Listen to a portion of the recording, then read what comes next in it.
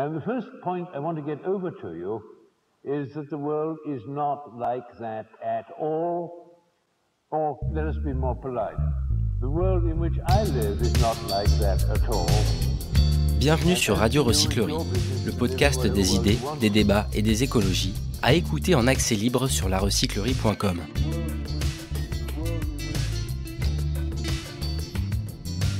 Quelles sont les leçons de l'écoféminisme pour rester dans les limites planétaires ?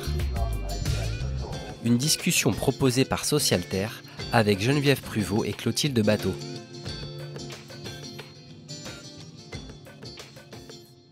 On est ce soir très heureux et heureuse de vous accueillir pour cette seconde conférence du cycle mené depuis le début de l'année aux côtés de Socialter et des éditions Rue de l'Échiquier sur les limites planétaires. Comme vous le savez, voilà 50 ans que le rapport Meadows a été publié par les scientifiques du MIT sur commande du Club de Rome. Et donc voilà 50 ans que scientifiquement, il est théorisé et prouvé que la planète est finie et qu'elle, dans cette finitude, ne peut accueillir une croissance infinie.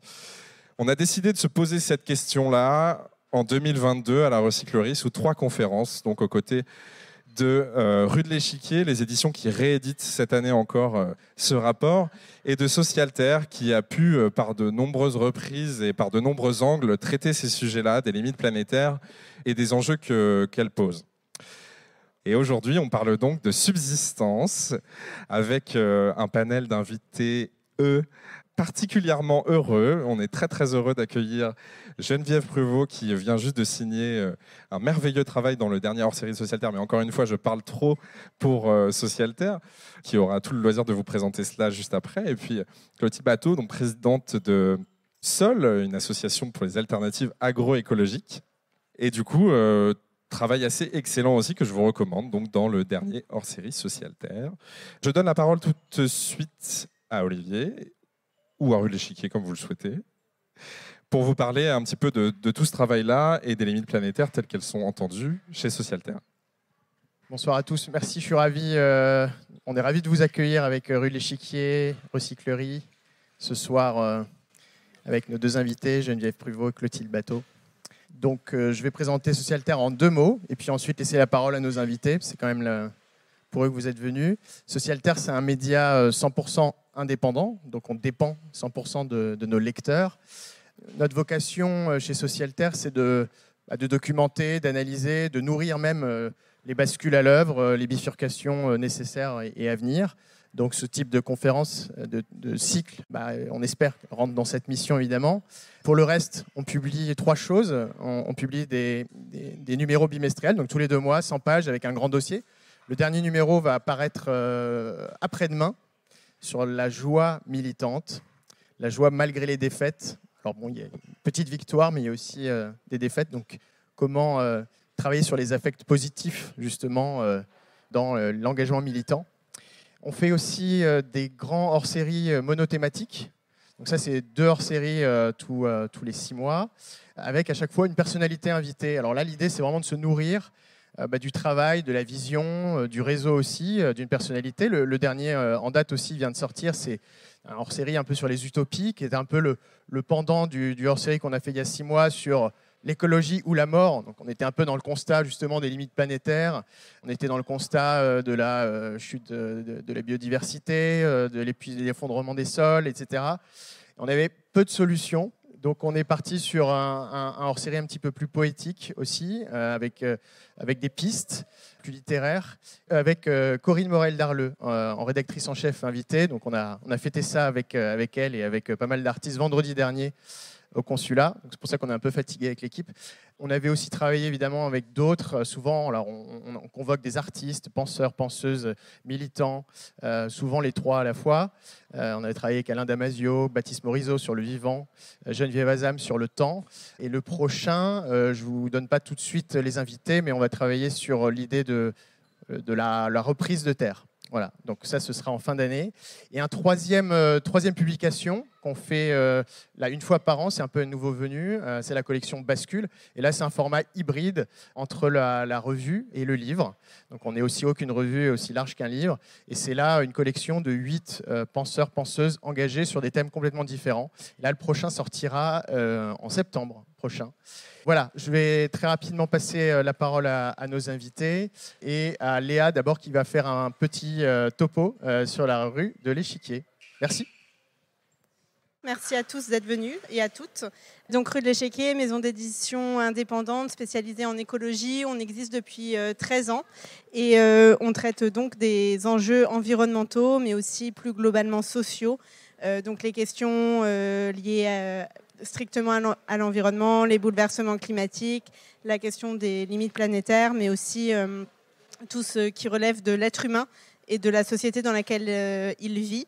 Donc les féminismes, les questions de mobilité, de mode de vie, etc. Et on publie depuis toujours des essais et plus récemment, notre catalogue s'est ouvert à la bande dessinée et à la fiction, mais toujours autour des mêmes thématiques. Et on est donc, comme Simon l'a dit, notamment l'auteur du célèbre rapport Meadows, publié en français sous le titre « Les limites à la croissance » de Denis Meadows, Donella Meadows et Jürgen Randers, qui est la première étude scientifique à établir les conséquences d'une croissance infinie dans un monde aux ressources finies.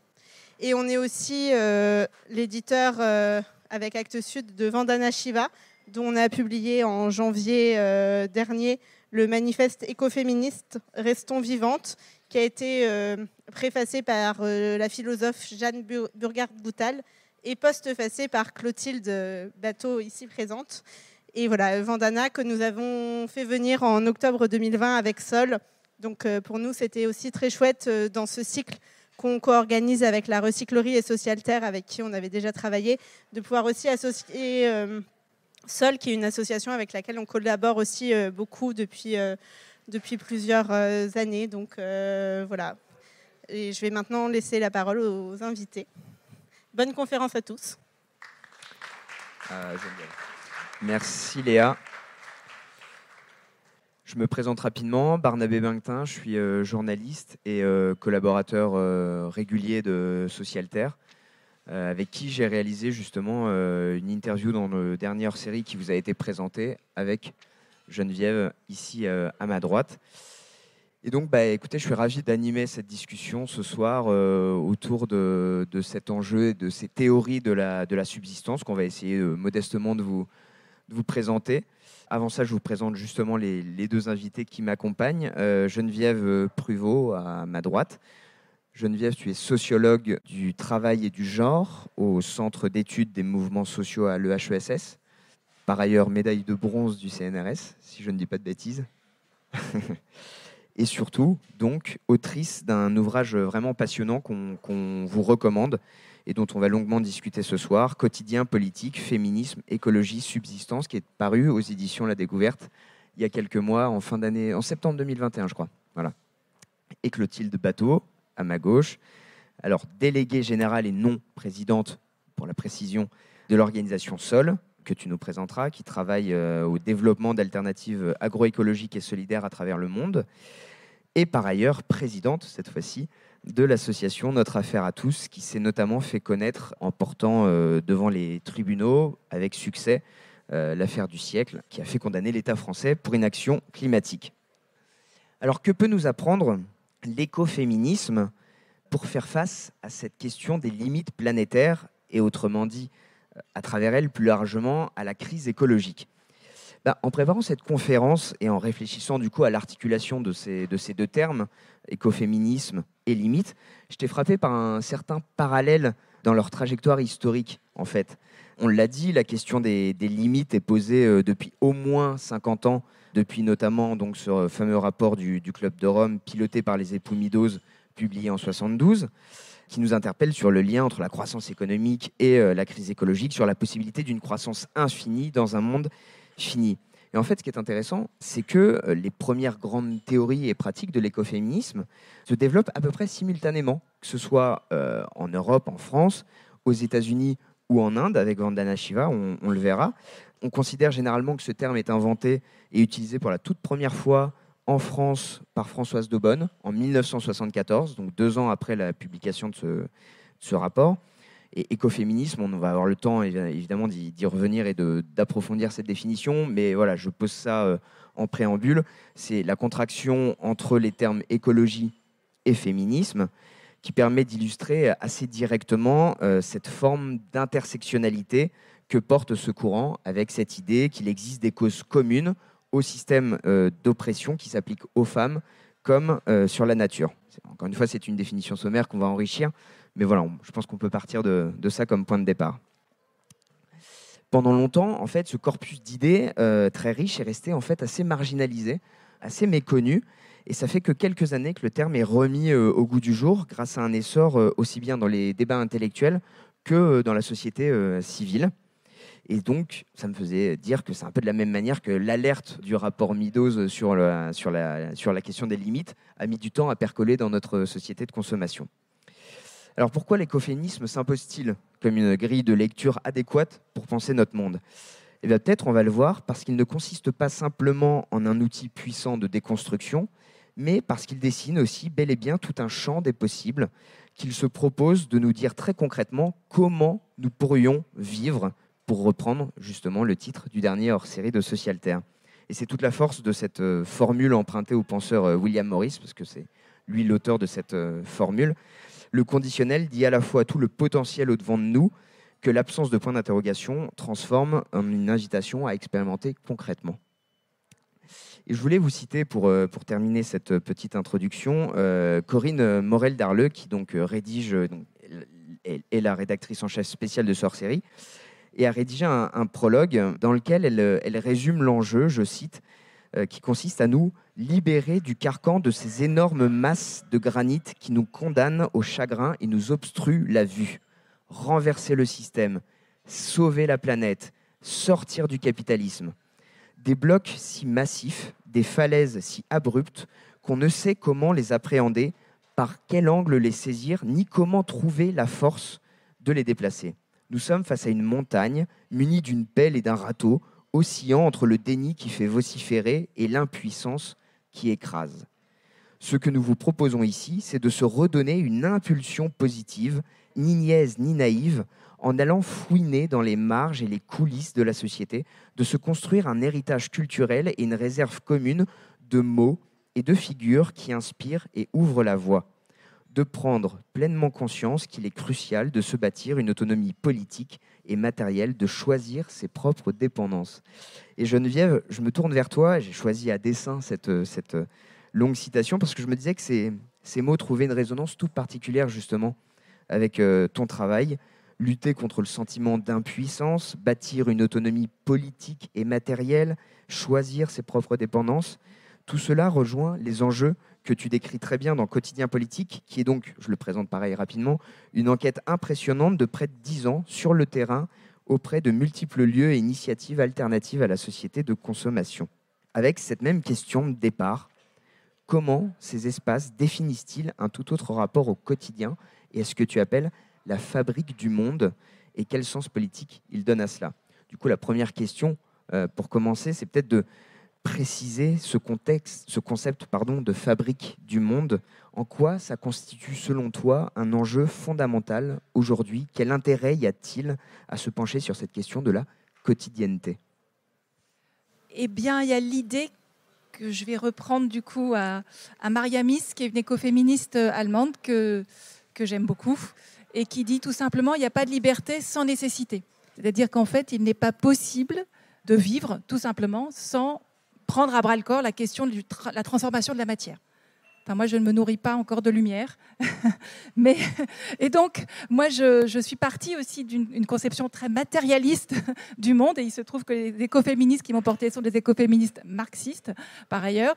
Et donc, pour qui la matérialité du monde, et donc la destruction de sa matérialité, est plus grave encore, la mise en périphérie ou en invisibilité du processus de fabrique du monde, plonge totalement dans l'effroi.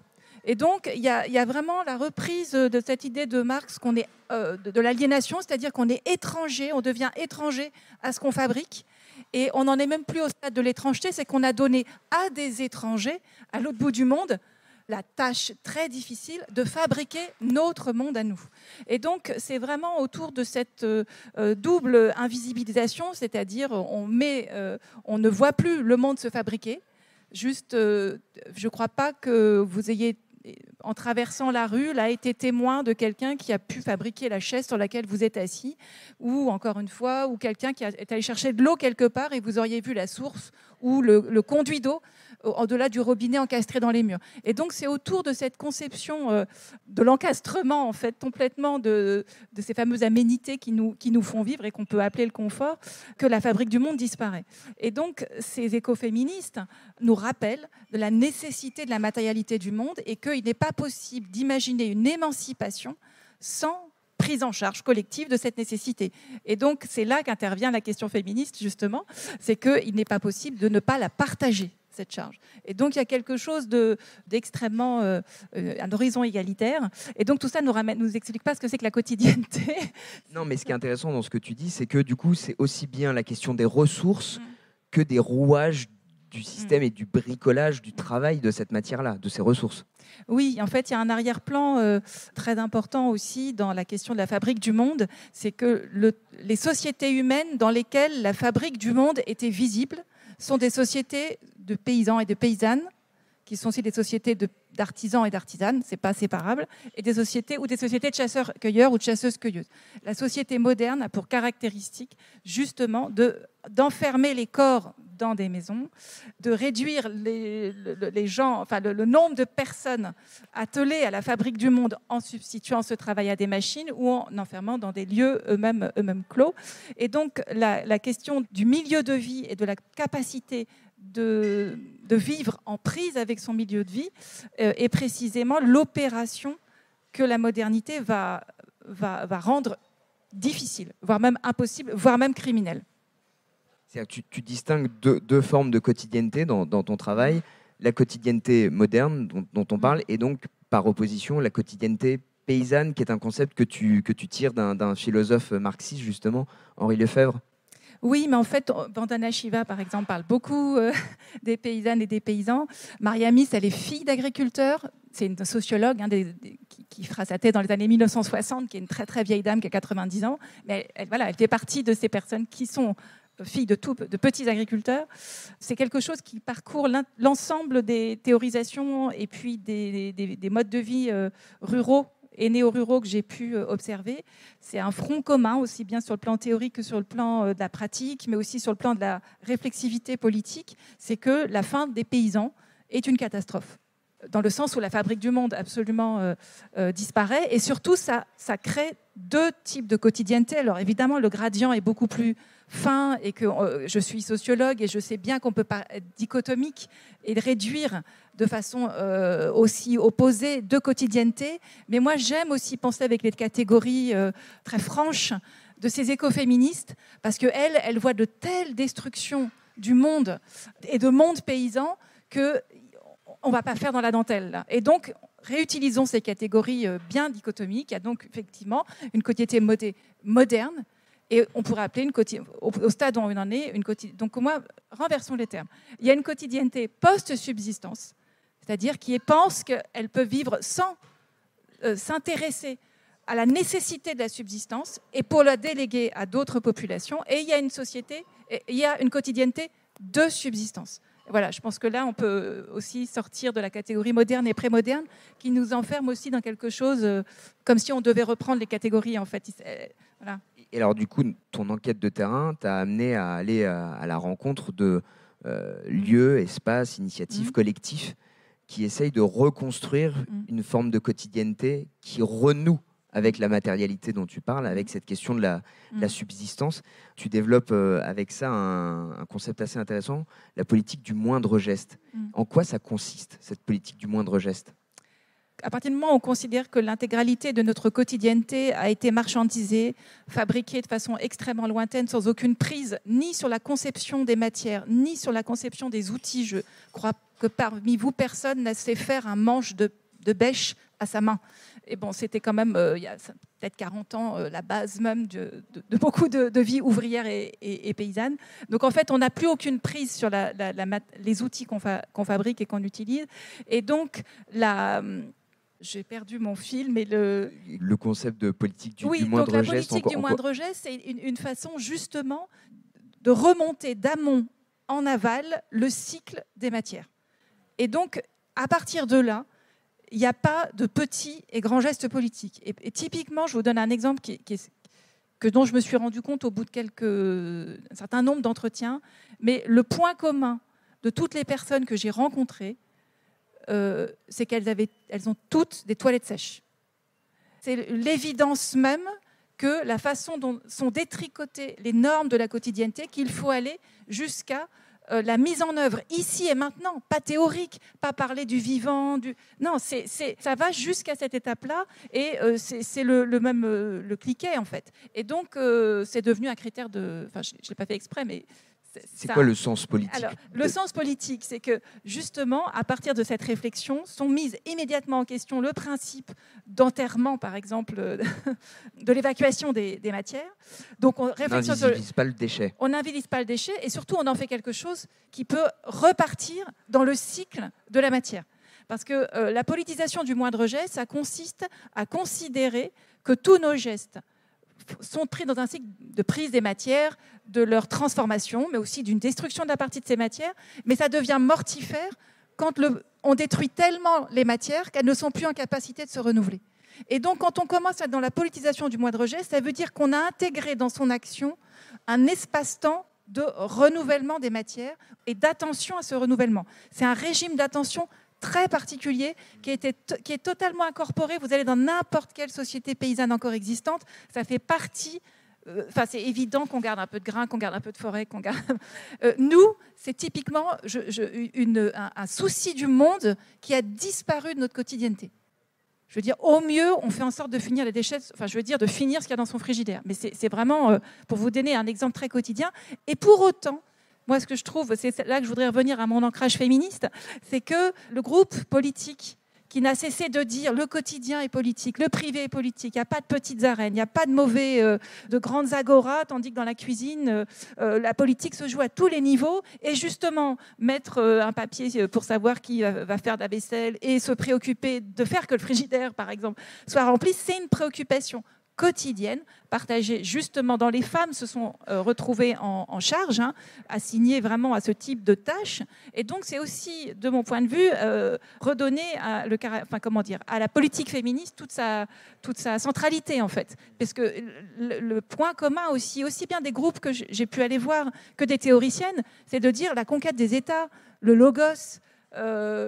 logocentrisme qui est fondateur en fait même de l'ascension sociale et aussi bien de la reconnaissance politique, ça met de côté tout le travail de subsistance qui peut se faire dans les gestes, mais aussi dans la matérialité partagée et d'autres formes même de réunion qui se font plutôt les mains occupées dans un atelier ou dans les champs ou dans la rue.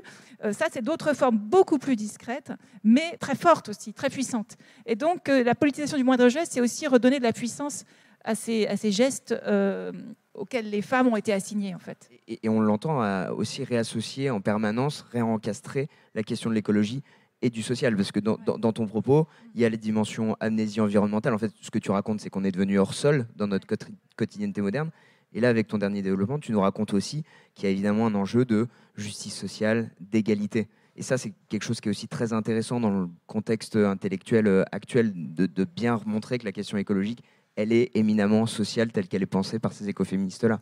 Oui, il y a vraiment moi, j'aime beaucoup la pensée du Caire, tel que le définissent ces écoféministes comme Silvia Federici. Ce n'est pas les mots qu'emploierait Mariami, c'était pas encore venu, ou Veronica Bellon-Thompson, mais elles ont dans l'idée que comment est-ce qu'on peut faire cette opération tellement étrange, même sur le plan historique, de séparer le soin de l'affection du soin matériel. On sait bien que ce n'est pas séparable.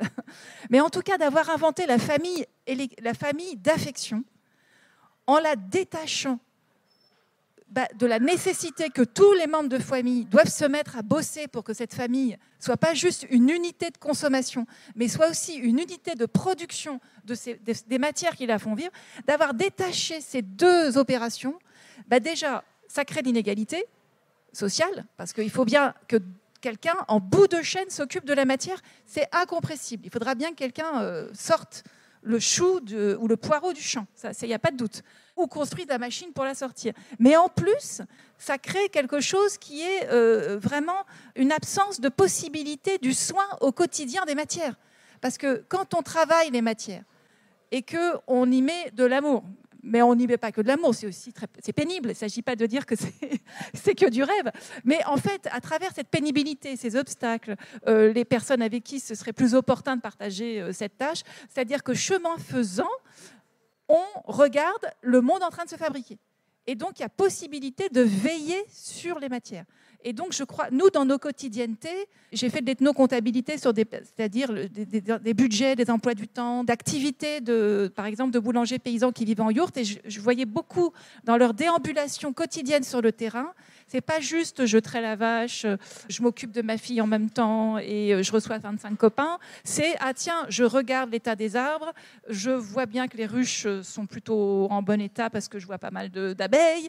Et donc il y a une sorte d'activité de déambulation sur le terrain qui lui-même dessine une veille collective et qui n'est malheureusement pas assez collectif, puisqu'on a délégué à des néo-paysans le soin terrible de nous vendre le rêve d'avoir des produits locaux. Mais donc, ils se retrouvent un peu tout seuls sur des hectares à veiller sur ce monde. Et là aussi, c'est une anomalie historique, qui autrefois était, et dans toutes les autres sociétés paysannes, sont redistribuées à l'intérieur d'une maisonnée. Il n'y a pas un enfant, il n'y a pas un adulte, il n'y a pas un vieillard qui ne déambule pas et se préoccupe du monde en train de se fabriquer. Et nous, on a perdu cette attention-là. Je pense qu'on fait des trajets mono. Moi, quand je suis venue ici, j'avais juste qu'une envie, c'est est-ce que le métro va s'arrêter combien de fois? Mais j'ai rien vu. D'ailleurs, je me suis on est sous terre, en fait. Bon, bref. Alors, ce faisant, il y a quelque chose aussi que je trouve intéressant, on en avait discuté dans le cadre de l'interview, c'est qu'il y a un choix sémantique qui est fort à reconvoquer la notion de subsistance. Parce que en France, on a aussi construit toute une idéologie politique qui consistait à dire que l'émancipation, justement, c'est ce qui nous permettait de nous extirper de ce travail de la matière-là. Alors, raconte-nous un peu, d'une part, pourquoi tu as fait ce choix de reconvoquer la notion de subsistance, et aussi d'où il vient, parce que c'est ça qui est intéressant, c'est tu remets au goût du jour, tu revisibilises tout un pan théorique de l'écoféminisme allemand, tu en as parlé déjà, tu les as cités en partie, qui est très, très, très méconnu encore aujourd'hui en France. Oui, parce qu'en fait, l'enjeu, c'était est-ce qu'on peut inventer ou décrire des pratiques alternatives en utilisant des termes économiques qui sont tous fondés sur l'étalon de la consommation de production. Et typiquement, la subsistance en économie, on appellerait ça de l'autoconsommation, ce qui déjà, moi, sur le plan conceptuel, à part, c'est de l'autophagie, quoi. On se consommerait soi-même. Ça renvoie à par soi-même et pour soi-même. Et en plus, moi, ça me réfère à l'automatisme. Alors, le préfixe auto devient... Et donc, c'est très singulier de voir que l'autoconsommation, c'est devenu le terme en régime productiviste, capitaliste, pour désigner l'activité humaine la plus répandue à l'échelle planétaire, qui est le vivrier, quoi, tout simplement. Donc, vivrier, déjà, ça me parle beaucoup plus. Ça, c'était un premier point. Et du coup, le terme de société de subsistance existe. Les historiens en parlent, les anthropologues en parlent, on parle d'économie de subsistance. Et ça permettait, encore une fois, de ne pas simplement parler des paysans, mais de plein d'autres formes de vie. Et de plein d'autres de formes de vie vivrière, puisque les ouvriers, par exemple, ont longtemps été ouvriers dans une économie de subsistance, avec tous les jardins ouvriers. C'était constitutif, en fait, même de leur salaire, en fait, d'avoir cet accès-là en nature. Voilà. Et donc, du coup, le terme de subsistance, quand j'ai lu, d'abord, j'avais lu le livre sur l'écoféminisme, qui est longtemps un des rares livres traduits, fait entre Mariamis et Vandana Shiva. Et j'ai découvert leur livre écrit en 1990 qui s'appelle La perspective de subsistance, qui va être traduit. Là. Vraiment, c'est une très, très belle nouvelle. Et là, ça a été vraiment le mot est très beau parce que c'est la perspective de subsistance. Donc c'est à la fois pour désigner une façon de voir le monde qui est en même temps un futur désirable. Et donc le terme de subsistance, il avait l'avantage de renvoyer aussi à la notion de subsister au sens de rester, en échappant au mot de durable. Je ne sais pas si vous voyez, parce qu'elles avaient conscience aussi, elles étaient dans le développement, elles disaient bon, pas de développement durable. Il fallait aussi casser ces termes-là pour ne pas récupérer des mots qui ont été capitalocentriques. Mais ce n'est pas survivre non plus. Non, ce n'est pas survivre. Et donc, il y a l'idée de l'abondance. Quand on dit société de subsistance, il y a l'idée de société d'abondance. Parce que justement, les sociétés de subsistance, si on se réfère au passé, il importe de réécrire l'histoire, de réécrire l'anthropologie, de réécrire aussi la sociologie pour mettre en évidence, ce qu'elles disent très clairement, des histoires bien heureuses de subsistance. Comme si tous les paysans et les paysannes du monde étaient faméliques, alors même que c'est le processus de colonisation qui, dans certains cas, a créé la destruction du milieu de vie, donc une famine, donc crise de la subsistance. Voilà. Donc elles historicient sur le long 19e siècle. Toujours, elles pensent de façon décoloniale en introduisant la rupture, la destruction, ce qu'elles appellent, avec Ivan Illich, qui est aussi un autre auteur avec qui elles travaillent et que je cite beaucoup, ce qu'on a une offensive planétaire contre les sociétés de subsistance. Donc elles sont aussi antimilitaristes parce qu'elles disent, voilà, c'est la guerre, hein, sa fonction, c'est de détruire, de terrasser les milieux de vie, ce qui fait que toutes les ressources disponibles ne sont plus, elles ont été désarticulées, mortes tout simplement, et du coup le progrès arrive avec sa toupie à béton, tank et toupie à béton sont tous les deux crantés et ont exactement la même perspective, et donc il faut réintroduire des cycles, enfin retrouver des histoires. Silvia Federici fait la même chose, hein, avec son livre sur les sorcières, elle décrit des résistances paysannes, de sociétés agricoles, agraires, capables d'autonomie, capables de faire front contre le féodalisme, de faire front contre la modernité, mais qui ont été détruites. Enfin, je veux dire, via la criminalisation des femmes, notamment. Et ce qui est intéressant, c'est que si elles avaient été là, à ma question précédente, elles m'auraient répondu que c'était un point de vue européano-centré, finalement. La question de la subsistance n'est-il pas un gros mot, finalement, dont il faudrait... Oui. Enfin, moi, ce que je voulais dire, encore une fois, c'est que j'essaie de mettre en correspondance dans le livre à la fois des théories et d'essayer de rentrer dans pourquoi ces théoriciennes et ces théoriciens ont pensé cette chose-là, mais aussi des personnes que j'ai rencontrées, que j'ai parfois appelées justement des écoféministes vernaculaires ou des triviales locales. Des triviales locales, des bonnes femmes triviales locales, qui disent la même chose. Et c'était cette correspondance-là. Et donc, il y a l'idée... Enfin, à n'importe qui tient son potager actuellement, il vous dit non, mais oui, c'est un potager, c'est de l'abondance. Enfin, c'est pas, c'est la redistribution de l'abondance. Et quand on parlait de justice, c'est un principe très important. C'est-à-dire qu'évidemment que la maisonnée de subsistance produit pour plus qu'elle-même, parce que tous les membres de la maisonnée ne sont pas capables d'être physiquement, en tout cas, sur tous les fronts en même temps. Donc, elles sont dans une entreprise de relecture historique, de réhabilitation aussi des sociétés paysannes, avec toutes les simplifications aussi qu'il peut y avoir, mais des historiennes et des anthropologues ont vraiment pris au sérieux toutes ces hypothèses-là. Et donc, c'est un véritable programme de recherche, en fait, hein. C'est-à-dire aller aussi bien réinterroger vos grands-mères que la façon dont s'écrit l'histoire, qui est toujours misérabiliste, doloriste, comme si l'urbanité parlementaire, en gros, était la clé de l'émancipation, tandis que les paysans et paysannes seraient vraiment boutés dans les champs à souffrir comme des bêtes. Voilà, donc il y a vraiment la remise en question de cette lecture extrêmement simplifiée et dichotomique d'une histoire qui est plutôt présentée comme une destruction orchestrée.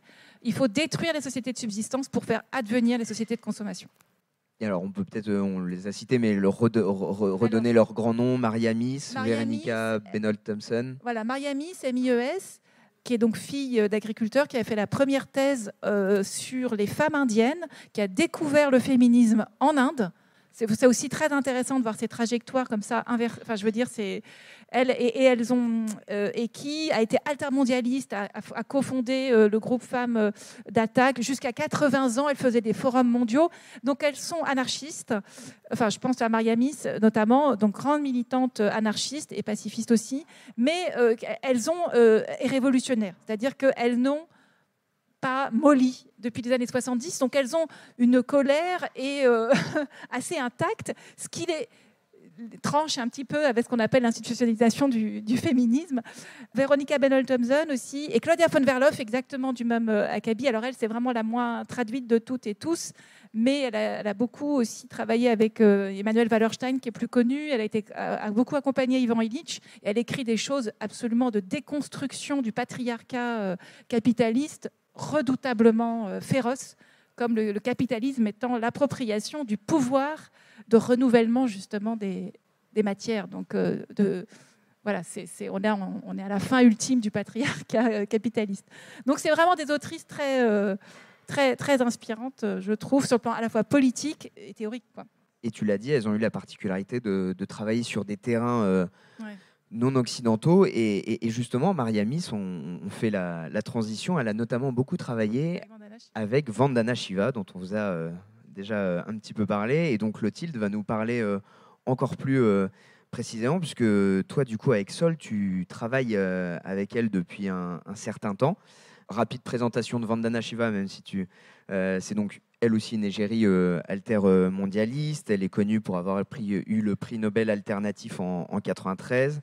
Et c'est une grande militante de l'agroécologie et à l'inverse de la défense des petits paysans et de la lutte contre la biopiraterie et les OGM. Et c'est vrai qu'on la redécouvre depuis quelques années aussi sous cette casquette, si j'ose dire, d'écoféministe, avec la republication notamment de ce livre au début de l'année, Restons vivantes, que tu as postfacé, et dans lequel tu écris, tu commences ta postface comme ça, tu dis « L'écoféminisme de Vandana Shiva, hérité de sa culture indienne, gandhienne et altermondialiste, est vecteur de justice environnementale, sociale et raciale. » Alors pourquoi tu écris ça? Est-ce que tu peux nous dire un petit peu ce qui se cache derrière ça? Je dis ça parce que déjà, je trouve que c'était important de démarrer la postface pour redonner le galon à certaines écoféministes. En étant assez eurocentrés, on oublie souvent que les mouvements écoféministes des pays du Sud émanent de combats, de luttes locales extrêmement concrètes, de femmes qui ont subi à la fois le patriarcat dans leur pays, mais aussi de femmes qui ont subi, sous couvert de modèles issus de nos pays, la destruction de leurs ressources naturelles et du vivant. Et c'est d'ailleurs comme ça que le combat de Vandana Shiva a démarré. Et puis, alors peut-être avant de revenir sur le démarrage de son combat, je parle de sa culture gandhienne, puisque c'est une femme issue de parents gandhiens, et donc pareil, on pourra le développer après, qui a fortement influencé son écoféminisme et ses luttes locales. Alors peut-être, donc je reviens sur l'historique. Le mouvement Chipko. Le fameux mouvement Chipko. Elle découvre en fait dans les années 70 un mouvement de lutte contre l'appropriation et la commercialisation d'arbres, donc dans l'état dans lequel elle est née, en Uttarakhand, donc dans le nord de l'Inde, très proche de l'Himalaya. Ce mouvement profondément féministe, puisque c'était des femmes qui entouraient les arbres pour éviter qu'ils se fassent couper. Et donc, c'est pour ça que je dis que son écoféminisme, il est profondément gandhien, puisque cette lutte était clairement gandhienne, une lutte non violente qui utilisait la désobéissance civile pour gagner en fait son combat. Et donc, même si aujourd'hui, elle a fait connaître le mouvement Chipko, il faut savoir qu'il y avait à peu près 5-6 leaders gandhiens, dont Vandana Shiva, qui ont réussi à faire connaître cette lutte très localisée au niveau national pour faire en sorte finalement que ces arbres ne soient pas coupés. Hein. Et d'ailleurs, on peut donner, alors je n'ai malheureusement pas les prénoms ce soir, hein, mais tu les as toi sûrement, ces femmes françaises et européennes, dont une qui est restée pendant 2 ans ou 3 ans dans un arbre pour éviter qu'il se fasse couper. Tu as son nom Non, bon, voilà. Bon.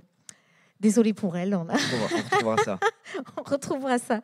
Et du coup, évidemment, de justice raciale, parce que la vision qu'elle porte de son écoféminisme, c'est un écoféminisme qui critique profondément les modèles colonialistes qui sont arrivés en Inde, notamment les modèles agricoles de révolution verte, pour lesquels on a promu toujours plus de génétique, toujours plus de pesticides, toujours plus d'engrais chimiques, et qui ont enlevé toute cette autonomie, toute cette subsistance à des milliers de paysans, et qui ont, ces dernières années, généré des millions de suicides, notamment à cause de l'implantation du coton OGM dans le sud-est de l'Inde.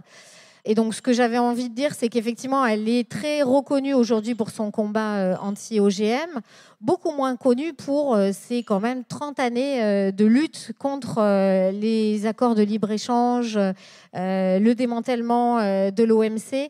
Et elle a notamment publié un autre livre qui critique effectivement cette notion de patriarcat versus grande richesse et destruction de la nature, dans lequel, par exemple, elle dit que les hommes détiennent aujourd'hui 70% des richesses et 80% des terres de la planète, et que 9 milliardaires sur 10 sont des hommes, le plus souvent à la tête de fortunes, qui proviennent du coup de l'exploitation des ressources terrestres.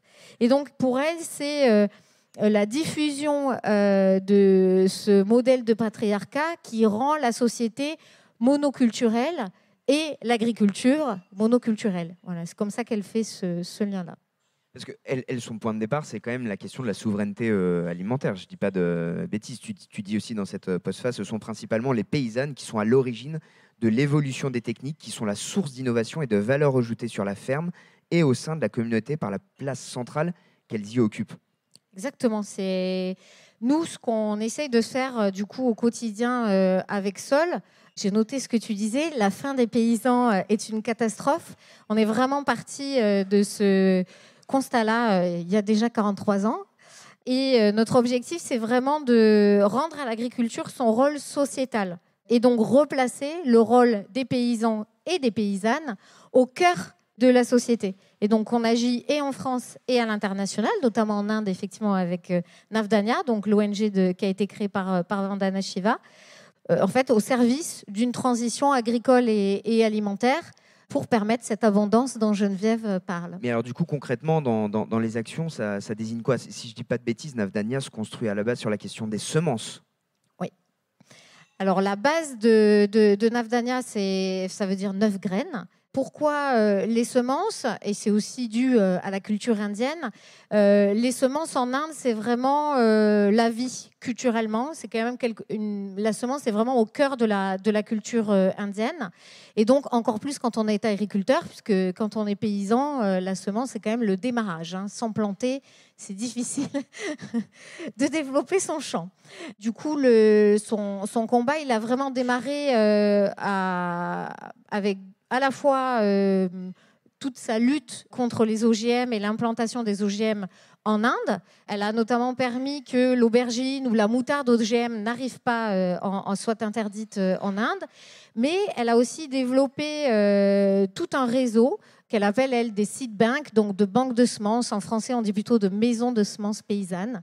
À travers tout le pays, aujourd'hui, on a plus de 2500 qui sont effectivement développées en grande partie par des paysannes. Et donc, moi, j'ai eu la chance de rencontrer Vandana Shiva en 2006. J'étais alors activiste auprès d'un mouvement de paysans sans terre indiens qui s'appelle toujours Ekta Parishad, qui est un mouvement gandhien. Porté par Raja Gopal. Porté par Raja Gopal, que tu connais, qui est considéré aujourd'hui en Inde comme un peu le nouveau Gandhi et qui lutte dans son pays pour permettre une redistribution des terres et un accès plus équitable aux ressources naturelles que sont donc les terres, la forêt et l'eau. Et du coup, donc, en 2007, ils ont organisé une grande marche de paysans, plus de 150 000 paysans, qui ont marché du centre du pays jusqu'à la capitale, New Delhi, pour demander donc en partie cette réforme agraire. L'idée de cette marche était aussi de rassembler des leaders en Inde, puisque Vandana Shiva est peut-être très connu en France, mais beaucoup moins en Inde. C'est un énorme pays, l'Inde. Et donc, j'ai fait partie de ces personnes qui les ont fait se rencontrer et qui ont permis de rendre la lutte un peu plus connue en Inde. Donc, c'est comme ça que je l'ai rencontré. Et en visitant sa ferme, donc, qui est basée dans le nord de l'Inde, on s'est aperçu qu'au-delà de la ferme et des petits villages autour, et donc de ces maisons de semences paysannes à travers l'Inde, il rencontrait des difficultés pour finalement déployer l'échelle de toutes ces femmes paysannes. Donc on a réfléchi à comment on pouvait déployer un des modèles parmi plein de modèles agricoles. Donc on a commencé d'abord avec 16 villages, puis 18, puis 25. Et aujourd'hui, donc on travaille dans 40 villages de 3 États de l'Inde du Nord, qui a pour objectif vraiment de remettre le rôle de ces paysannes au centre du quotidien. Donc le rôle social, le rôle économique et le rôle environnemental, donc à travers la semence. Donc je vais peut-être expliquer un peu plus dans le détail qu'est-ce que ça veut dire pour nous. D'abord, on démarre par organiser ces femmes en groupement, puisque Geneviève l'a dit, la particularité du système en fait qui a été mis en place, c'est que souvent les communautés villageoises ne sont pas toujours solidaires entre elles. Et donc, le premier travail qu'on fait, c'est regrouper ces femmes, libérer leurs paroles. Et là, on ne parle pas du tout d'agriculture, on va parler du quotidien, de la famille. Voilà. Et les questions agricoles viennent plus tard. Dans un second temps, on leur propose, avec leur mari, ou leur frère, ou leur père, selon leur situation, d'avoir un apport, une formation et d'avoir des semences paysannes à disposition dans leur champ. Et ça donne des petits miracles, puisqu'on est passé en moyenne sur du coup, des modèles agricoles plutôt voués à la vente, avec principalement des productions de riz, de blé, à justement des productions de légumes. Donc il y avait 2-3 variétés et on est passé à plus de 27 variétés de légumes. Donc ça déjà, à travers les formations, ça permet de remettre leur expertise qu'elles se transmettent de mère en fille, de génération en génération. Tu le dis dans ta postface, tu dis les femmes en Inde sont les expertes mondiales de la biodiversité. Voilà, exactement. Et pareil sur les plantes médicinales. Voilà, là, on parle de semences, mais c'est pareil dans les plantes médicinales. Et c'est très minoré, en fait, au sein de leur communauté, parce que, justement, on a dit, sociétalement parlant, qu'il fallait ramener du budget, ramener de l'argent dans les familles. Et donc, finalement, on minorise énormément ce rôle qu'elles ont dans cette expertise. Donc, le fait de les reformer et de les mettre au cœur de ce système-là, de leur offrir la possibilité de vendre leurs légumes sur les marchés et donc économiquement de ramener aussi un revenu plus important dans leur famille, les replace au cœur du système.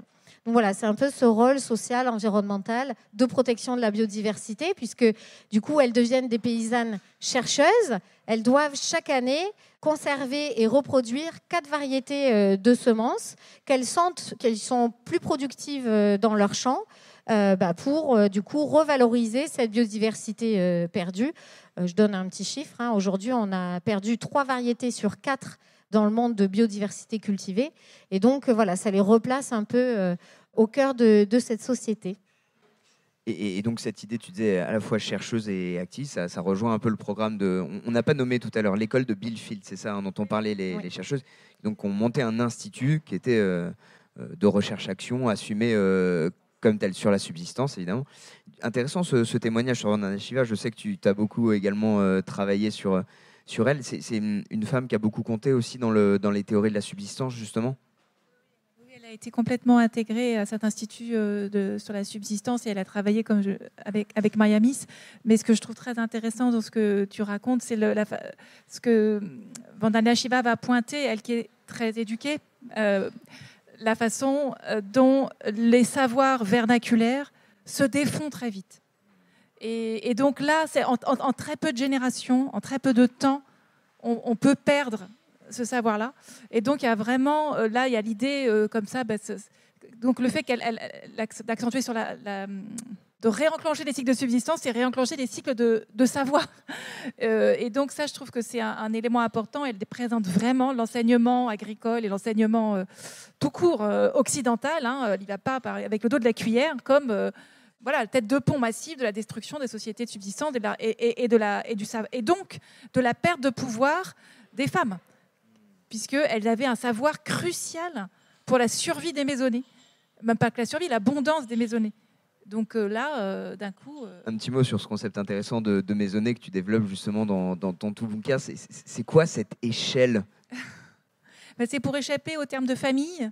C'est pour être qui est la famille nucléaire, dont elle montre bien à quel point ça a été inventé. Il n'y a rien de tel qu'une famille nucléaire pour être consommatrice. On pourra en rediscuter, mais c'est vraiment un rouage fondamental de la naissance du capitalisme. Alors que les maisonnées paysannes, ce n'est pas des familles. Et elles sont une biodiversité, elles comprennent des animaux, des plantes, des objets qui se transmettent, des savoirs et une variété de genres. Tout le monde n'enfante pas, tout le monde n'est pas un homme à gros bras. Les stéréotypes de genre ne sont pas forcément non plus, moi, ce que j'aime. Et ça, c'est une unité, je pense, qui est, pour moi, riche d'avenir, en fait. Mais c'est les collectifs qu'on appelle des collectifs. Aujourd'hui, pour moi, ce sont des maisonnées. Voilà. Et elles fonctionnent en réseau. Et elles fonctionnent en réseau. Donc, du coup, quand on parle d'un village, ce n'est pas un village, c'est des maisonnées coordonnées. Et c'est exactement pareil dans les collectifs politiques aujourd'hui, qui fonctionnent en maisonnée. Et Clotilde, justement, a précisé sur cette dimension du collectif. Je voulais bien rebondir sur la notion de maisonnée, parce que quand j'ai lu tes écrits, justement, je me l'ai été noté. Je trouve que c'est une très belle image, parce que la force du collectif, finalement, je trouve que la notion de subsistance, elle génère de la solidarité et du collectif. Et donc, c'est très concrètement sur le terrain comment ça se définit derrière de manière très concrète. C'est ces femmes, elles sont formées, elles pourraient tout à fait retourner dans leur foyer et faire leur jardin de leur côté.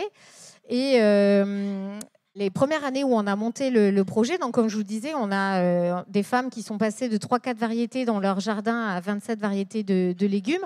Là, on était effectivement dans cette abondance un peu inattendue. Ouh là là, je n'ai que faire de ces légumes. Oui, ok, je peux aller les vendre sur le marché. Et en fait, de manière très naturelle, ces femmes sont allées proposer à leurs voisins qui n'avaient pas participé au projet de leur donner les légumes en sus qu'elles avaient de leur production. Et du coup, j'aime bien donner cet exemple-là de sociétés justement de subsistance et d'abondance, parce qu'on voit bien que ce sont des sociétés qui génèrent beaucoup plus de solidarité finalement que les autres sociétés.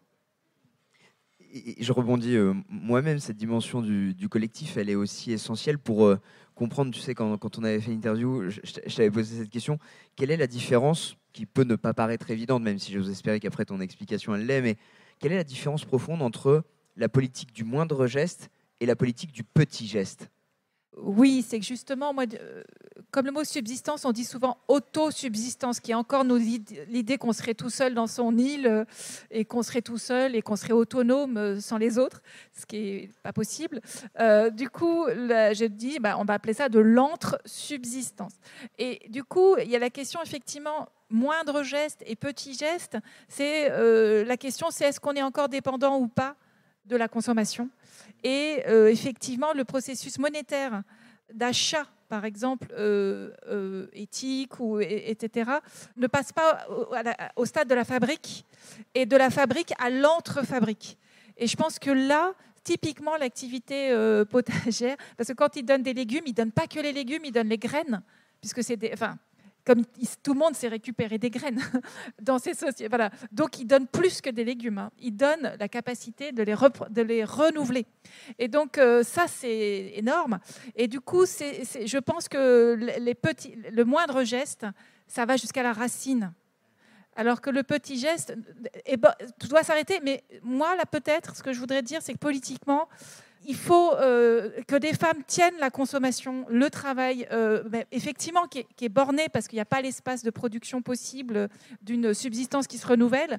Il s'agit d'embarquer aussi cette capacité. Sinon, on met de côté une partie de ces fameuses bonnes femmes et on rejoue peut-être la figure du paysan avec un grand P sur la petite bonne femme dans son intérieur domestique. Et donc, c'est un peu compliqué comme scission politique. Mais il faut arriver à la racine quand même.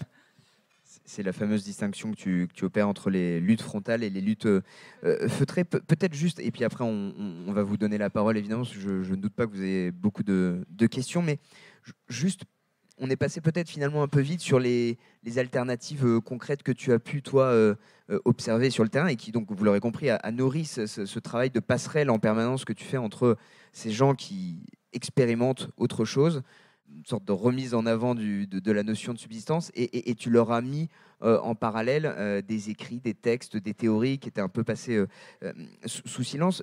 Quelques exemples pour se figurer, c'est quoi? Donc, tu as vu des zones à défendre, tu as vu des communautés autogérées, tu as vu des chantiers participatifs. Tu dis qu'il y a une variété de façons d'être alternatif aujourd'hui. Oui, moi, concrètement, on pourrait dire que c'est ce qu'on appelle la nébuleuse écolo-libertaire. Hein. C'est vraiment une nébuleuse au sens où elle est très variable. Et moi, je ne peux pas vraiment prétendre parler des villes, parce que je me suis vraiment allée dans les campagnes. Donc, je laisserai d'autres évoquer la question des villes. Mais ce qui m'a notamment intéressée de point commun de ces alternatives rurales, c'est que même si j'y trouvais des gens des villes, j'y trouvais ce qu'on pourrait appeler, j'inverse, la catégorie de l'INSEE, elle peut définir les campagnes comme des aires d'influence urbaine. C'est-à-dire, on est à la campagne, mais on est dans une aire d'influence urbaine. Alors moi, j'ai travaillé sur des aires d'influence rurale. C'est-à-dire qu'il peut y avoir des gens des villes, mais en fait, leur vie, c'est la zone à défendre de Notre-Dame-des-Landes. Et ils sont prêts à faire des kilomètres de façon périodique pour aller prêter main forte à cette lutte. Et ce qu'on voit ici, on l'a vu, je l'ai vu dans plein d'autres régions. Et donc, j'ai pu voir des endroits plus organisés de façon plus municipale, dans des petits villages où il y a la municipalité va créer des ateliers municipaux, mais aussi des endroits qui paraissent le plus disséminés possible, avec des alternatives disséminées sur un territoire, mais dont en fait ils forment un réseau extrêmement, un marché parallèle. Je pouvais me retrouver à passer du temps, des journées entières, où on était dans un autre, quasiment d'autres chemins, c'est un marché marchand aussi, on s'échange des choses, mais contre argent, mais totalement parallèle. Et pourtant, il n'y avait pas affiché très clairement collectif truc. C'était pour le coup une mise en réseau. Et ça, je voulais rendre compte aussi de ce phénomène qui est extrêmement labile, mais assez organisé. Hein. Et en général, vous les voyez se retrouver dans un marché de plein vent. Et là, ils se retrouvent assez souvent. Et puis, il y a des associations phares, évidemment. Et de l'autre côté, les luttes frontales, comme la zone à défendre de Notre-Dame-des-Landes, ou qui est cette sorte de paratonnerre, ce qui absorbe la foudre étatique la plus puissante, en fait. Hein. C'est comme une sorte de face immergée de l'iceberg qui prend, en fait, aussi toute la violence d'État qui permet, en fait, aussi à d'autres d'être feutrés, de rester dans l'ombre. Et donc, eux, ils assument totalement, visiblement, de vouloir changer les lois, le monde, etc. Et ces luttes frontales, sans la circulation importante des gens, des luttes feutrées qui ont bien compris que leur yourte, elle n'était pas assiégée par les policiers jour et nuit, et qu'il fallait donc aller défendre ces yourtes publiques, ces chantiers ouverts vraiment. Et donc, je voulais, parce que c'est les terrains qui me l'ont montré, c'est cette circulation, ces va-et-vient entre ces deux modes de lutte, en fait, tandis que des gens de Notre-Dame-des-Landes s'épuisent. Enfin, je prends Notre-Dame-des-Landes, mais il y a plein d'autres endroits, s'épuisent et ont besoin à un moment donné aussi d'aller planter dans un endroit où ils peuvent justement planter sans craindre que ce soit détruit par des bombes lacrymogènes. Du coup, je trouve que structurellement, pour moi, ce que j'ai vu sur le plan politique, c'est vraiment une fonctionnalité, enfin une interdépendance de sédentaires et de nomades. Et ça, je pense que c'est le point le plus transversal de toutes les luttes feutrées frontales que j'ai pu observer, et qui correspondent aussi à des cycles de vie des gens. Enfin, il faut en tout cas suffisamment de gens qui restent sur place pour tenir les lieux et suffisamment de nomades pour raconter ce qui se passe de lieu en lieu. c'est finalement une convergence des registres d'action et ils ont aussi sûrement besoin du travail de plaidoyer d'une certaine façon que mène notre affaire à tous avec l'affaire du siècle, par exemple. Vous avez conscience que vous participez aussi de loin dans les tribunaux en jouant sur les procès légaux, les process légaux, la désobéissance civile. Conscience que vous participez aussi de cette association lutte frontale, lutte feutrée. Oui, tout à fait. Alors, notre affaire à tous ne fait pas de désobéissance civile. On utilise vraiment le droit comme justement outil de lutte et outil de mobilisation. Par contre, évidemment, on soutient la désobéissance civile comme moyen de mobilisation et de lutte. Et ce que je trouve très intéressant dans ce que tu dis, Geneviève, c'est que nous, on le constate parce qu'on a un programme de recours locaux, donc on appuie des collectifs comme des ZAD, mais aussi des collectifs de lutte feutrés dans leur action pour justement passer à l'action et utiliser le tribunal comme moyen de faire stopper soit un grand projet inutile, soit justement stopper l'artificialisation du sol parce que devait s'implanter un parc hôtelier ou voilà. Et c'est vrai qu'on est assez confronté à cette double façon de voir les luttes, effectivement. Je n'avais jamais analysé ça comme ça, mais en t'écoutant, effectivement. Eh bien, merci beaucoup à vous deux. On a beaucoup parlé, peut-être à votre tour. Maintenant, en tout cas, si vous avez des questions, c'est le moment de se signaler. Je vais vous faire passer le micro. Ça n'est pas une question, mais on prend aussi. Non, mais merci. En fait, c'est un peu ce que je me disais. C'est ce qu'il faudrait, c'est pouvoir se réapproprier les choses, quoi, et la vie, quoi. En fait, j'ai l'impression qu'on a été, en effet, on a été désapproprié d'une certaine manière. Et en fait, la difficulté, c'est que on n'a plus de connexion avec ça, en fait. J'ai lu un autre livre qui rejoint un peu ça, il s'appelle Homo Confort, je ne sais pas si vous avez entendu parler de ça. Bon, en fait, en gros, qui dit que voilà, on est baigné dans une autre dimension, en fait. C'est cette forme de détachement de la matérialité, de ce qui nous fait vivre, en fait. Voilà, c'est assez... finalement, c'est un état grave, en fait, dans lequel on est, d'une certaine manière. Alors... moi, ce que je vois, c'est des gens qui essayent de reconnecter avec ça et de faire ce travail de réappropriation. Mais la question, puisqu'il faut en poser une, quoi, ça serait comment, en fait, le faire de manière plus globale, quoi, parce qu'effectivement, ça serait bien d'être dans ce moindre geste. Peut-être que les gens ils seraient libérés, ils auraient plus de temps, etc. Enfin, ça serait une sorte d'idéal qui serait proposé. Mais voilà, comment y passer de manière... global, quoi. Est-ce qu'il y a une réflexion par rapport à ça, quoi. Voilà, merci. Merci. On peut prendre une petite série de questions. Ouais, une autre là. Bonsoir. Merci à vous encore pour cette conférence. Je me posais la question des limites, peut-être, et des freins à ce système que vous nous avez présenté. Quels pourraient être vraiment les freins? Est-ce qu'il y a aussi peut-être une connexion avec les autres féminismes? Ou est-ce que c'est un frein, c'est une opposition? Est-ce qu'il pourrait y avoir peut-être une alliance pour cette convergence des luttes? Ou est-ce que c'est juste une des limites, en fait, finalement, de cet écoféminisme qui a du mal à s'associer avec d'autres féminismes? Qu'est-ce que vous pensez de cette question? On fait un petit premier tour de réponse et puis il y aura un autre micro qui circulera pour la suite des questions. Je répondrai dans l'autre sens. Pourquoi les féminismes ont du mal à s'associer avec l'écoféminisme? Mais non, en fait, moi, ma question, c'est est-ce que le féminisme est anticapitaliste ou pas? Et à partir du moment où le féminisme est anticapitaliste, la jonction se fait immédiatement. Typiquement, Silvia Federici ne se définit pas comme écoféministe, mais comme féministe autonome. Et elle a préfacé le livre de Maria Mitz, qui se définit comme écoféministe. Et donc, il n'y a pas de... l'alliance, elle est très nette. Et après, à partir du moment où le front, il est anticapitaliste, mais aussi anti-industriel, qui est la tête de pont du capitalisme, ça fonctionne ensemble, et qui a une réflexion sur la justice sociale et la division internationale du travail, et donc aussi qui introduit une question décoloniale, et ben là, les féminismes, ils s'associent, sans souci, j'ai envie de dire. Voilà, donc du coup, je pense que moi, je poserais plutôt la question comme ça, et après, moi, j'ai des questions... mais en France, on est dans une situation très particulière, vu qu'il y a 50 ans, on redécouvre ces textes, mais pour autant, ça ne veut pas dire aux États-Unis, ils ont été très en pointe à un moment donné, mais maintenant, ils paraissent ringards. Et donc, en fait, vous voyez, il y a aussi une économie de mode des pensées. Et donc, moi, c'est bien.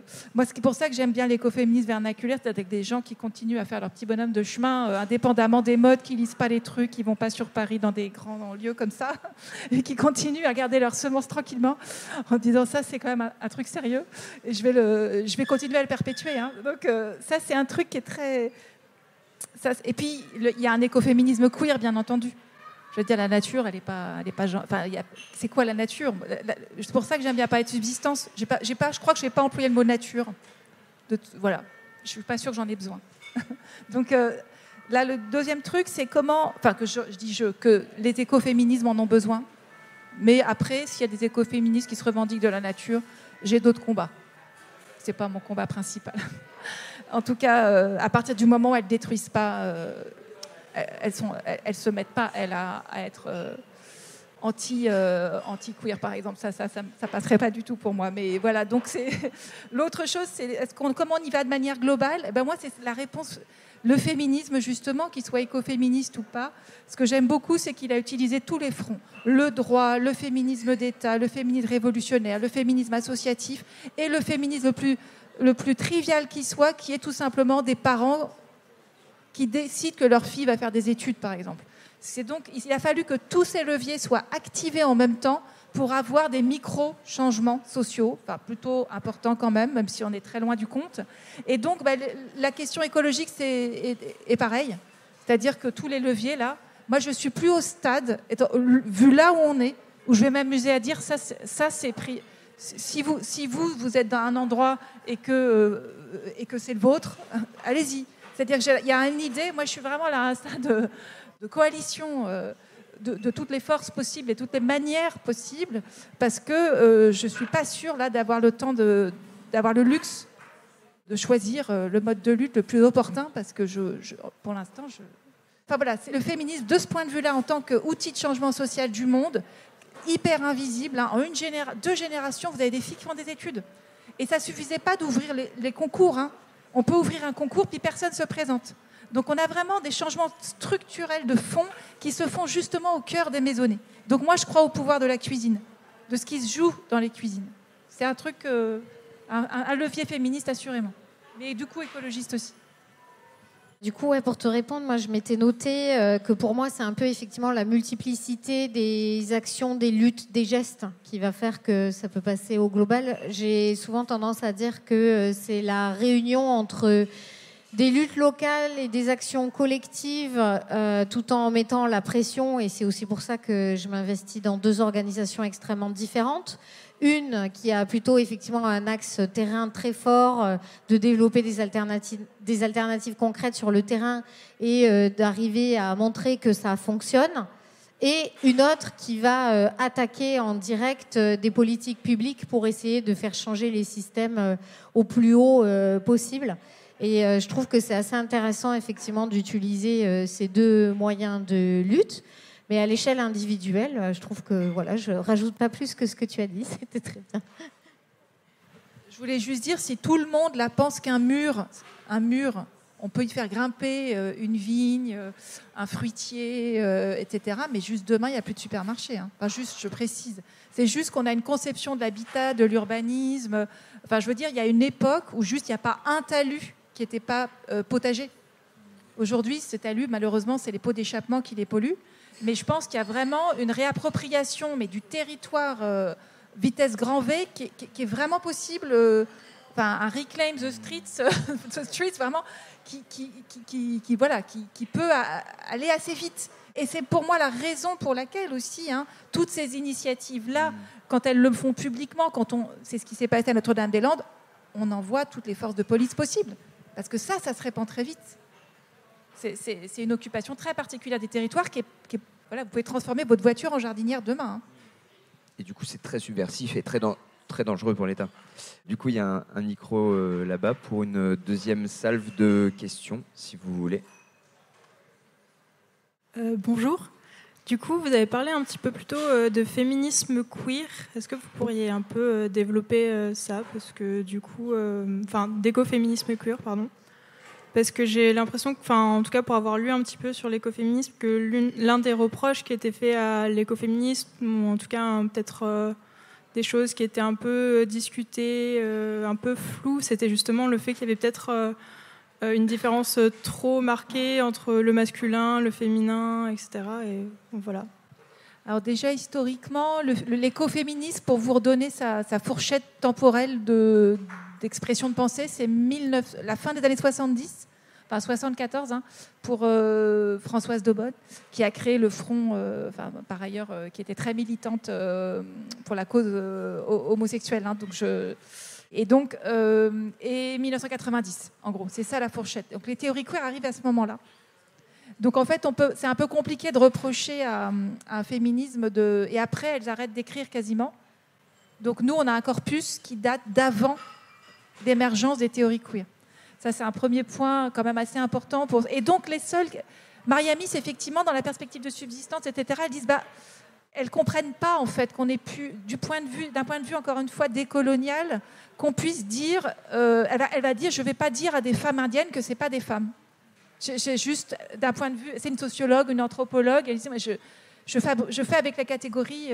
et donc, elle ne comprend même pas comment on a pu faire une sorte de matricide renouvelée qui fait que de tout d'un coup, on ne pouvait plus revendiquer tous les savoir-faire féminins, alors qu'elle sait structurellement, de façon marxiste, que ces savoir-faire qu'on a ringardisés, on y a assigné les femmes, c'est la tête de pont du capitalisme. Et donc, pour moi, la fracture avec les théories queer, c'est qu'elles ne trouvent pas les théories queer anticapitalistes. Pour elles, là, on a une divergence politique assez importante qui se résout aujourd'hui, je pense, parce qu'il y a beaucoup de collectifs queer qui sont anticapitalistes. Donc, à cette période-là, Judith Butler, ce n'était pas son problème. Ni Donna Haraway, c'est après que tout ça s'est construit. Et elles disent, oui, donc là, il y a une première chose. Et une deuxième chose, c'est le rapport à la nature. Et il y a l'idée qu'elles disent, mais nous, on croit en la matière. La matérialité du monde, elle dit, mais moi, s'il n'y a pas de nature, vous l'appelez comme vous voulez, je ne mange pas. Donc, je meurs. Et donc, il y a une idée, c'est la matière qui compte. Elles sont face à des sociétés paysannes où on ne fait pas dans le trouble. C'est pas troublé comme situation. Et même, elle dit, ça a créé de la binarité, ça a créé du genre extrêmement fixe. Et donc, elles sont dans un rapport très historicisé. Qu'est-ce que la colonisation va fabriquer comme dichotomie mortifère des femmes battues? Parce que précisément, elles ne seront plus dans un cycle de subsistance, elles seront plus nodales, elles seront plus valorisées. Et donc, elles vont devenir d'autant plus aliénées à l'homme. Et donc, elles sont toujours dans la déconstruction des catégories et l'historicisation de l'émergence des catégories genrées, tout en admettant et en respectant une variété de... Mais voilà, elle a 90 ans, je ne sais pas comment expliquer, c'est pas... Et aussi la question de la nature, pour elle, vraiment, on ne peut pas faire de la nature une matière inerte. Elle croit à la nature vivante. C'est pas n'importe quelle matière. Elle se renouvelle, elle est autonome, et donc on ne peut pas dire qu'on préfère être cyborg que déesse. C'est pas possible. Enfin, je veux dire, quand on regarde jusqu'au bout ce que veut dire cette formule, qui était évidemment que Donna Haraway, elle est bien plus compliquée que ça, mais c'est malgré tout ça qui se dit. Voilà.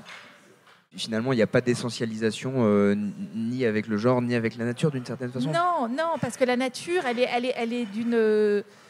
Elle pense tout de suite... Rapport de force, qui crée un cyborg? C'est quoi la machine? À qui servent les machines? Est-ce que je peux appuyer mon développement sur le complexe nucléaro-pharmatico-militaro, machin, etc. Elles sont c'est des marxistes pour qui la fin du capitalisme, c'est demain. Et donc, tous les féminismes qui rentrent dans cette logique-là, Et donc, leur crainte, c'est la technique hégémonique. C'est l'hégémonie de la technique. On peut dire que toutes les techniques sont possibles, mais elles disent que le nucléaire, elles sont par exemple fondamentalement anti-nucléaires. Ça, c'est un truc. Et c'est aussi ce qui explique qu'on retrouve Ivan Illich, dont tu parlais tout à l'heure. C'est que un des grands critiques de la technique dans l'histoire de la pensée, c'est Ivan Illich, justement. Ah oui, parce qu'elles y voient le produit même de l'aliénation des femmes, des paysans, décolonisés. Et donc, du coup, si technique il y a, la conviviale, pour reprendre le terme de Ivan Illich, réparable, réappropriable.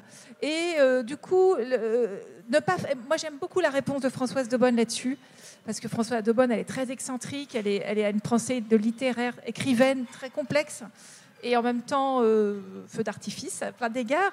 Elle est contre la société qu'elle appelle hétéroflique. Elle a des formules magnifiques, hein. La société hétéroflique. Voilà, donc elle ne veut pas une société hétéroflique. Donc évidemment qu'on détruit le mariage, la famille. Elle est hyper à l'avant-garde, hein, de son époque. Mais ça ne l'empêche pas de revendiquer le pouvoir de fécondité, les déesses. Donc elle fait une sorte de mélange que je trouve assez... Elle prend le meilleur des deux mondes, j'ai envie de dire. Et par ailleurs, la technologie, c'est pareil. C'est-à-dire la question, c'est est-ce qu'on fait de l'intégralité des technologies une technique de masse et d'oppression qui deviendrait l'alpha et l'oméga de nos existences, ou on en a un usage parcimonieux, ciblé, qui fait qu'on ne va pas se débarrasser de techniques qui nous... Enfin, voilà. Donc elles ont un rapport... Enfin, moi, j'aime beaucoup ce rapport-là que j'ai qualifié, du coup, pour répondre aussi aux théories queer. Est-ce que c'est techno-priorité ou techno-optionnalité ? Moi, perso, c'est techno-optionnalité. C'est-à-dire que ce n'est pas technophobie, c'est pas... Enfin, voilà, elles sont dans un rapport vivant et de débat. Puis, je rappelle que c'est des féministes allemandes, et elles ont un rapport aux expérimentations médicales nazies, plus que... Donc, les OGM, pour elles, c'est l'horreur. Enfin, voilà, elles ont un regard qu'il faut situer historiquement. Je trouve que c'est assez important de le rappeler. Une troisième salve de questions est possible, de rebonds, de commentaires. Donc, c'est peut-être une question un peu touchy, on va dire. C'est peut-être logique pour tout le monde, mais je la pose quand même. Je me demandais pourquoi, finalement, cette lutte contre l'énergie nucléaire, qui est une énergie bas carbone, c'est pas zéro émission de carbone, c'est bas carbone, et après, il y a le SF6 aussi. Enfin, bref, voilà. Bon, bien sûr, ça pollue, il y a des matériaux critiques utilisés, ok. Mais pourquoi spécifiquement cette énergie-là, plutôt que le pétrole, le gaz ou d'autres, ou le charbon, qui sont beaucoup plus polluantes À l'époque, dans les années 70, c'est ça que vous... Pourquoi s'opposer ? Ouais. Même aujourd'hui, je me demande pourquoi le nucléaire, c'est le vecteur en fait, de cette lutte, et pourquoi pas une autre énergie qui serait peut-être plus polluante et qui émet plus de gaz à effet de serre. Alors, je ne pense pas que les écoféministes fassent de différenciation entre pétrole, nucléaire. Voilà. Pour moi, la différenciation, elle est faite sur, toujours pareil, l'appropriation du vivant, de la matière et de l'utilisation de cette matière pour, encore une fois, venir... je ne sais pas comment l'exprimer... Voilà, c'est ça. En fait, le gros problème du nucléaire...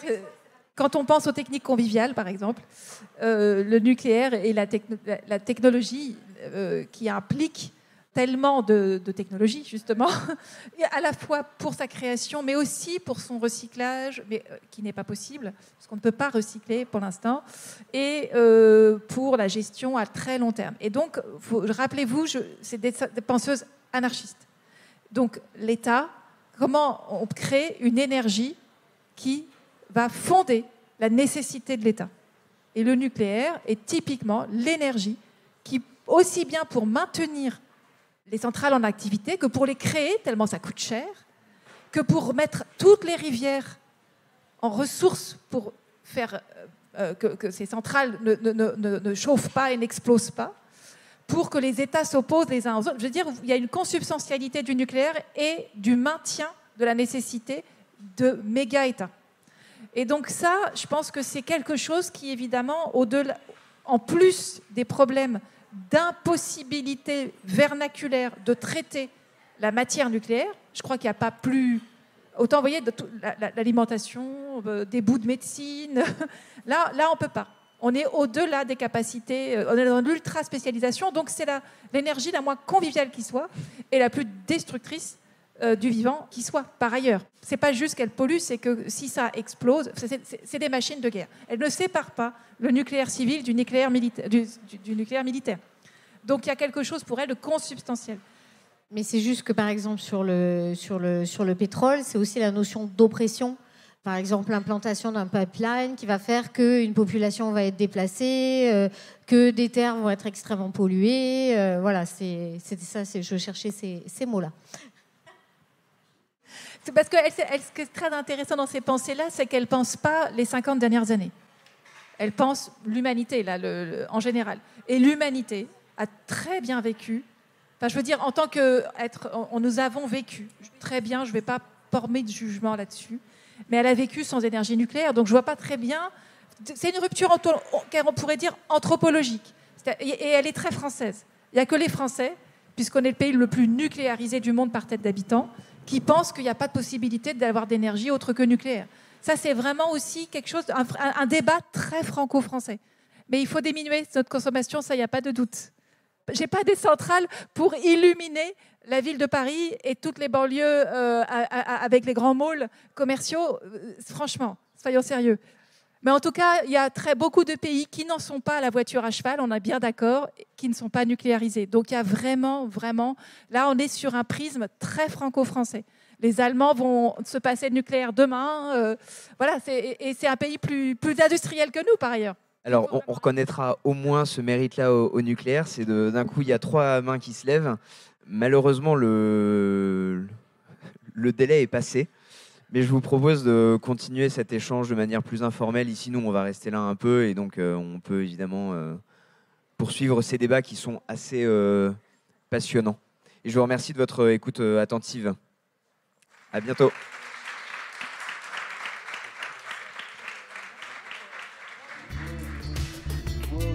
Merci pour votre écoute. Toutes nos émissions sont disponibles en podcast sur larecyclerie.com. Vous pouvez également suivre nos actualités sur Facebook, Instagram ou, encore mieux, venir échanger avec nous à la Recyclerie, au 83 boulevard Ornano à Paris, métro Porte de Clignancourt.